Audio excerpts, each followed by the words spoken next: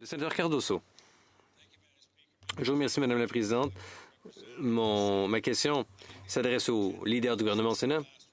J'ai eu l'honneur d'assister à la COP16 la semaine dernière à Cali, en Colombie, sur la conférence mondiale sur la biodiversité. En bref, cette biodiversité planétaire est de plus en plus en danger. Il y avait environ une centaine de délégués canadiens qui participaient à cette conférence réunissant 21 000 personnes venues du monde entier. Le Canada comptait des représentants de divers ministères fédéraux et provinciaux et d'organisations non gouvernementales. La sénatrice Rosa Galvez et moi-même étions présents. La COP16 s'est concentrée sur la mise en œuvre des résultats de la COP15, qui s'est tenue à Montréal il y a 2 ans, à savoir la désignation de 30 des terres et des mers à protéger d'ici 2030. Le slogan le disait, 30 d'ici les années 30. La COP a convenu de créer un comité autochtone permanent étant donné que la dégradation de la biodiversité a lieu en grande partie sur des terres autochtones partout dans le monde. Alors, quel est le plan du gouvernement pour donner suite à cette conférence cruciale? Je vous remercie de votre mobilisation pour cet enjeu important. Quant au rôle que joue le Canada à l'échelle internationale,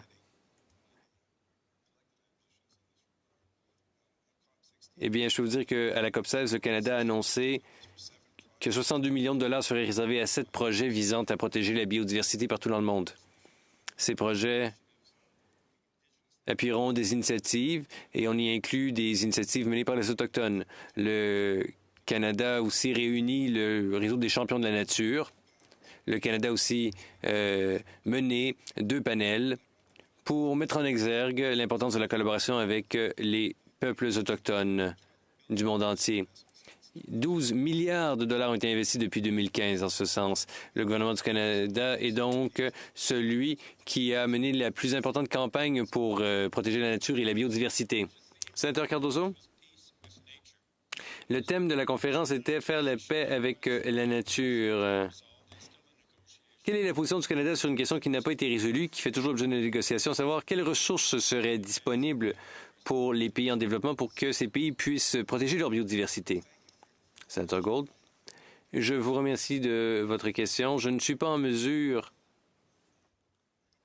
j'ai pas de réponse. Je ne connais pas la réponse, voilà. Mais je vais certainement demander au ministre.